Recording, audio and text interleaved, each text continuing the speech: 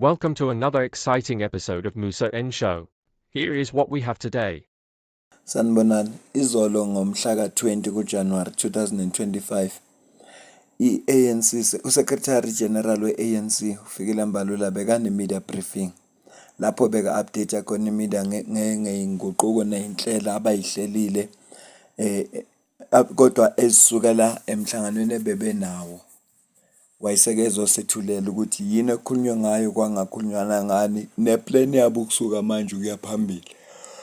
Kodwa-ke lana ukhulume ngendaba ka-Dr. Mbuyiseni Ndlozi. Siyazi ukuthi ever since uDr. Mbuyiseni Ndlozi wafaka i-resignation letter ukuthi uyaresigna eParliament, usezoba ilunga nje le-EFF, i-ANC yakhombisa ukuba ne-interest kuye. Ngiyakhumbula ukuthi uColin Malaju yena wakhuluma ngayo wathi umfonele wakhuluma naye.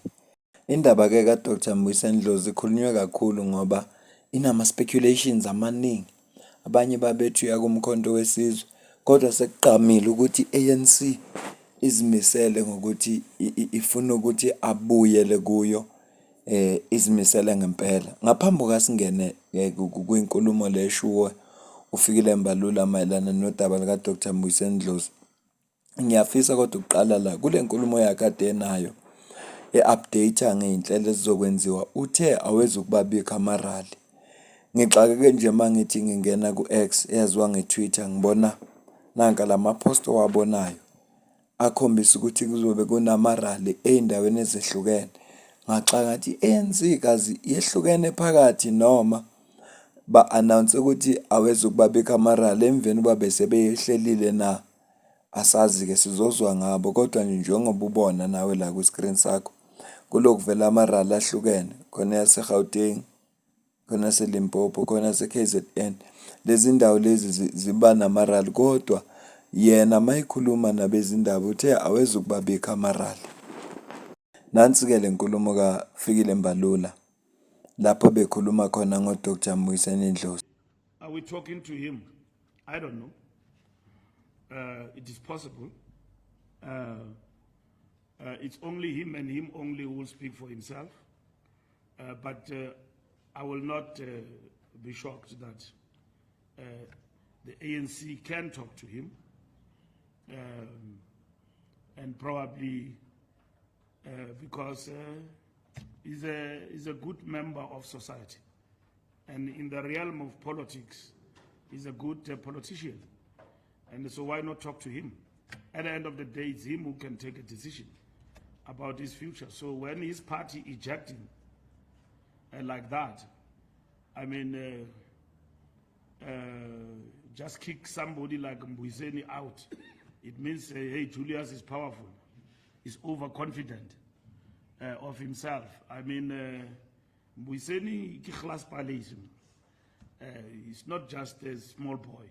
Okusho Secretary General we-ANC la ukuthi yebo khona noma engenasiqiniseko kodwa uyazi ukuthi ama-members ayakhuluma no-Dr. Mbuyiseni Ndlozi. Uyena-ke kodwa ongathatha isinqumo sokuthi uyafuna ukuza ku-ANC noma akafuni, kodwa nje angeke amangale noma ngathiwa bayakhuluma naye. Futhi-ke uDr. Mbuyiseni Ndlozi akusiyena umuntu nje ongamthatha kancane la kwipolitiki, kwezepolitiki ayena umfana, uyinkinga nje ngempela. Usho njalo-ke u-Secretary General uthi futhi ngoba iqembu lakhe liyamsideline, senze igama lokuthi liyam-eject, ukuthi limkhiphe inyumbazana. Sengalithola ikhaya la ngahlala khona ku-ANC.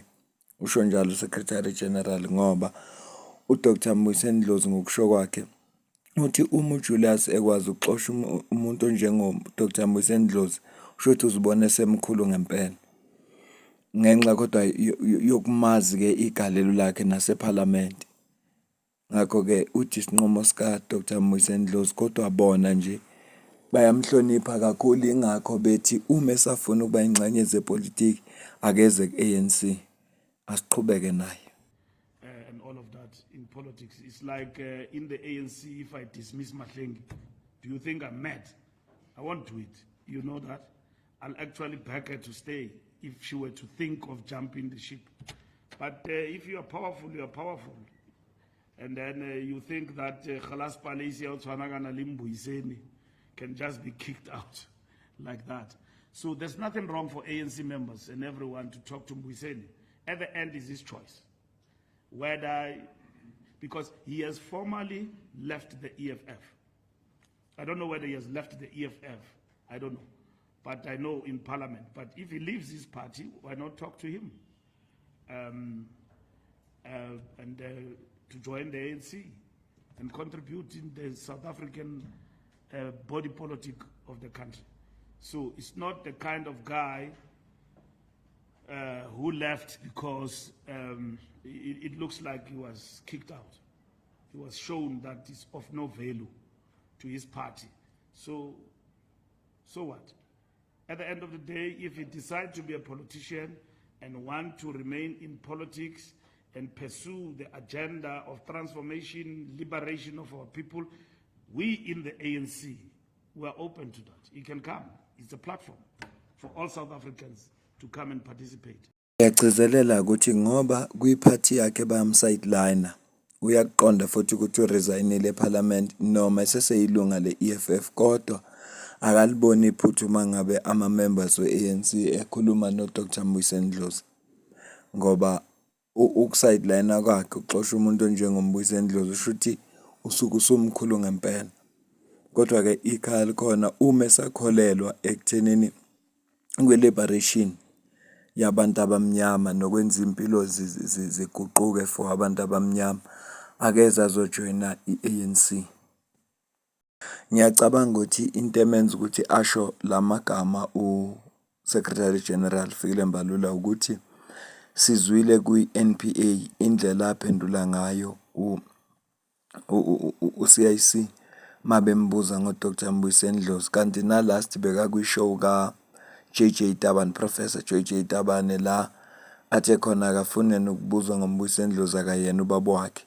Manje ukukhuluma amazwi anjalo ngomuntu okuyiqembu lakho ukhombisa ukuthi kunengxabano khona, hayi ngoba ngempela lento ikhombisa ukuthi kunengxabano khona. Manje uyabona ukuthi hayi awukusoli nanokuresigna kwakhe ngoba nami ngiyimi uma ngabe ngizotreatwa kanje kukhulunywe kanje nami ngangingaresign noma ngathiwa ngithanda kanjani iqembu kodwa ngangingaresigna ngidedela abathandayo ngaleso sikhathi noma singayazi-ke ukuthi kwenzakalani kodwa ukuthula kaDr. Mbuyiseni Dlozi kusho ukuthi usathanda ukuba ilunga le-EFF. Nako njengoba besho ukuthi cha isinqumo ngesakhe kodwa bona bakhulumile naye futhi basazokhuluma naye abathola ithuba. Uyena-ke ozodecide ukuthi ufuna ukwenza njani, ufuna ukuqhubeka libe yilunga le-EFF lela yilo noma uzoza ngapha ku-ANC. Asazi-ke bazomthembisani ku-ANC kodwa uma uzwa indlela ahlonishwa ngayo shuthi angafika khona bamphendlela isikhundla kwazibani. Kodwa-ke konke lokhu kusey'inkulumo nje ey'vele esayidini elilodwa. uDr. Mbuyiseni Dlozi uzithulela akaze asho lutho. Kwagcina nje ukuvela ukuthi ukhulumile ngesikhathi kungene resignation yakhe. Iyona nje into eyavela ngayo. Kodwa kusuka lapho uzithulele. Nangemva kwe-NPA akaze akhulume lutho wabhala nje umlayezo obongela abakhethiwe wabathi nje ubafisela ngathi bangaphatha kahle ngobuqotho nangokwethembeka kodwa akaze asho lutho. Ngiyabonga.